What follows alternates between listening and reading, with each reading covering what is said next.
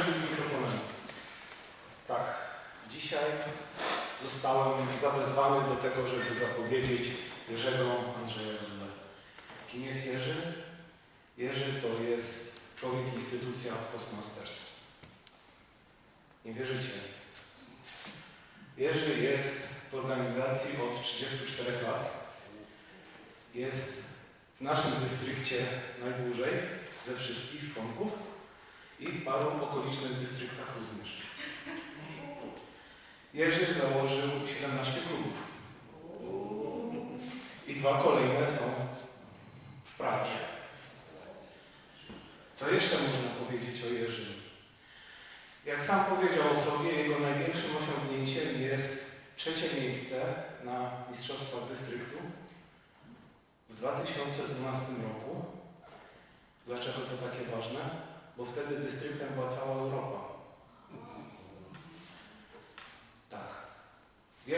Wielka postać, wielka osobowość i zupełnie nie dziwię się, że został tutaj nominowany do wygłoszenia mowy. A co dzisiaj usłyszymy? Będzie to druga mowa z projektu, jak to się po angielsku nazywa, Eval and Feedback. Ponieważ mowa jest po angielsku, w związku z tym pozwoliłem sobie użyć angielskiej nazwy projektu. Na czym polega ten projekt? Mówca wygłasza mowę, dostaje informację zwrotną, informacja zwrotna aplikuje, wygłasza drugą mowę, potem znowu udziela informacji zwrotnej i cykl się zamyka i to jest właśnie ten piękny projekt. Mowa będzie po angielsku i nie pozostaje nic innego, jak zaprosić Jerzego tutaj do nas.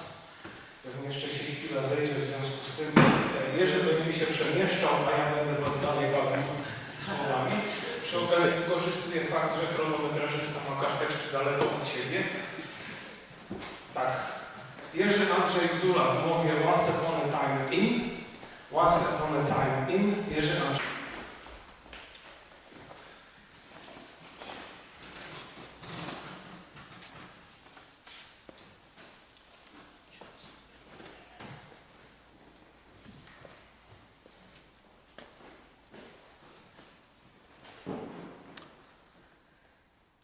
Once upon a time, in the depths of the Carpathian forest, I found myself walking alone.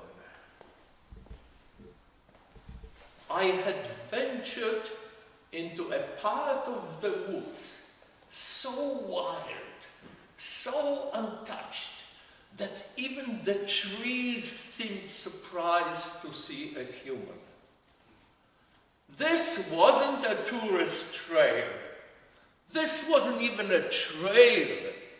It was just me, the trees, the moss, and the occasional whisper of the wind.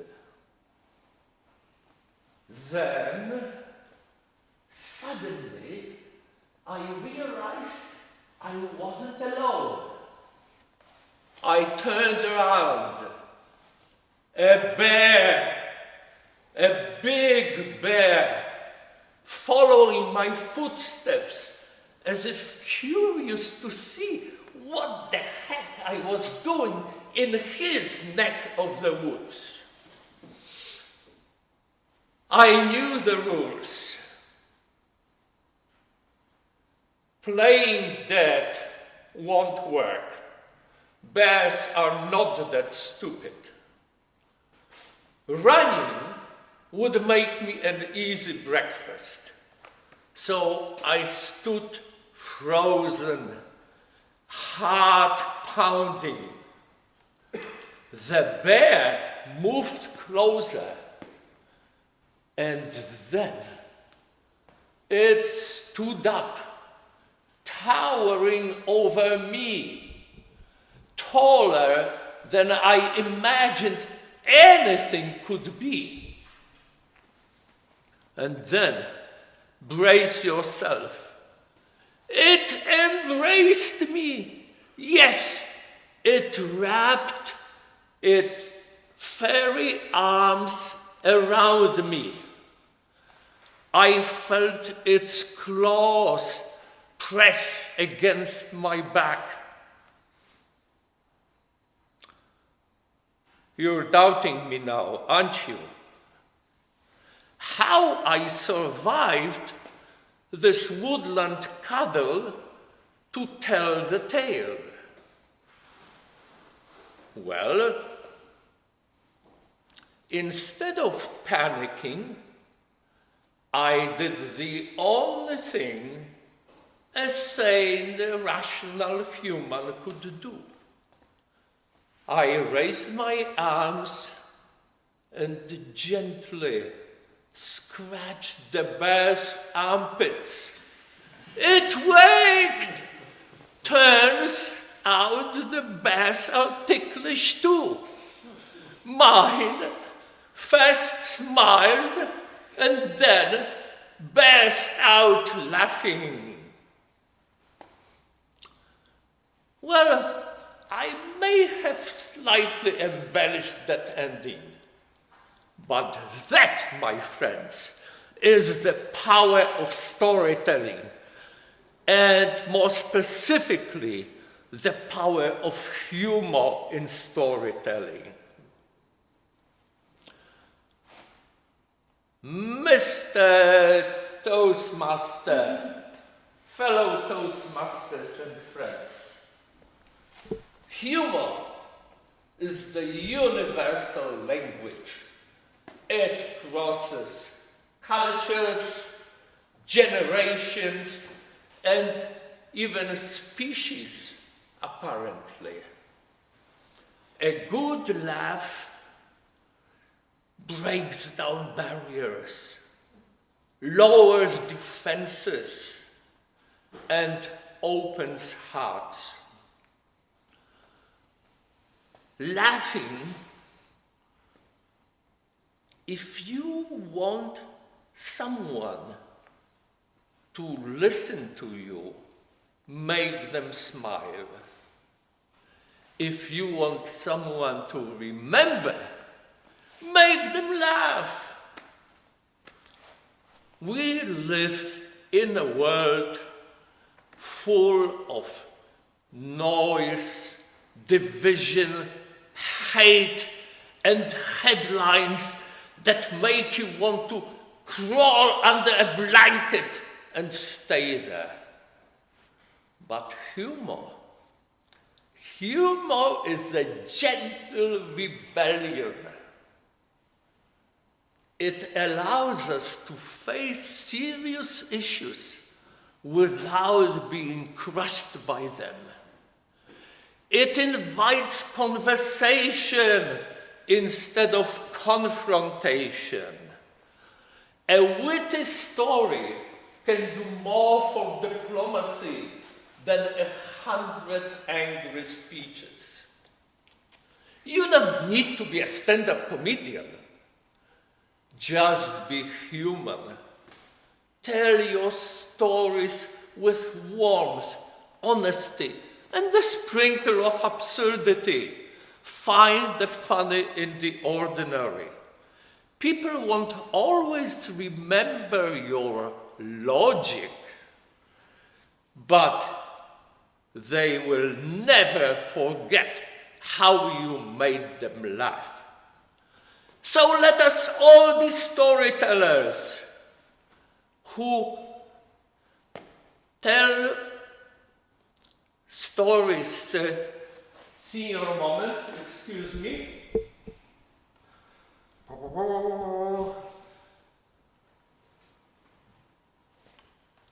Let us all be storytellers who choose humor, not to escape reality, but to face it, to soften it, to share it, and to change it. Because when people laugh together, something magical happens. They stop being strangers. Which makes me back To my furry friend in the Carpathians, when faced with fear, I choose laughter, and whether or not that bear existed exactly as described, the lesson is real. If you want to turn enemies into friends, make them laugh, even if they are twice as big and covered with fur. Mr. Toastmaster.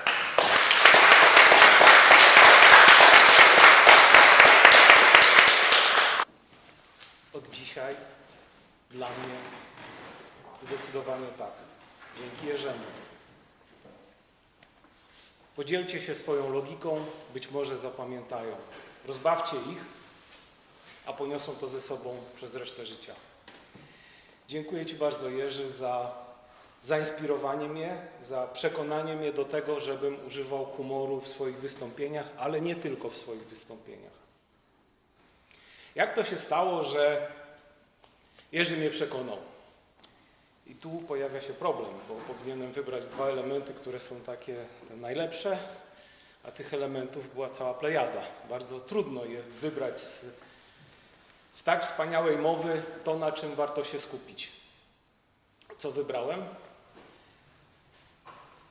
Po pierwsze to, że Jerzy od razu zaczął wystąpienie i to jest niesamowite, że można założyć plecak na plecy i ruszyć w mowę, a widownia za wami pójdzie.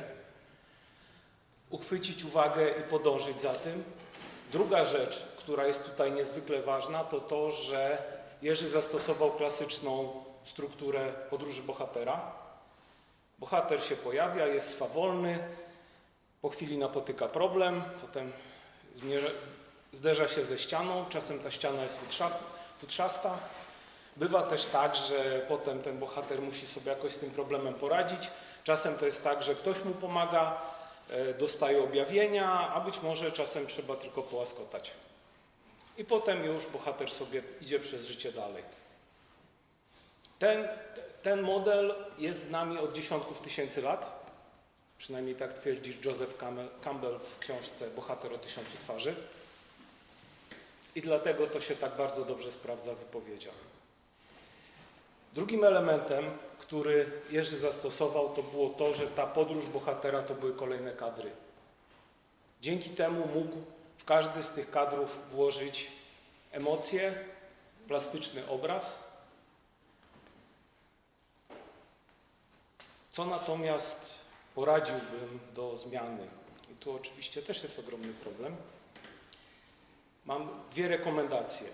Po pierwsze, albo bym skrócił drugą część, po to, żeby ta pierwsza część miała więcej emocji i żeby ten bohater, jak on na początku się porusza, żeby było pokazane, jak bardzo on się czuje swobodny, radosny w tym, idąc przez las.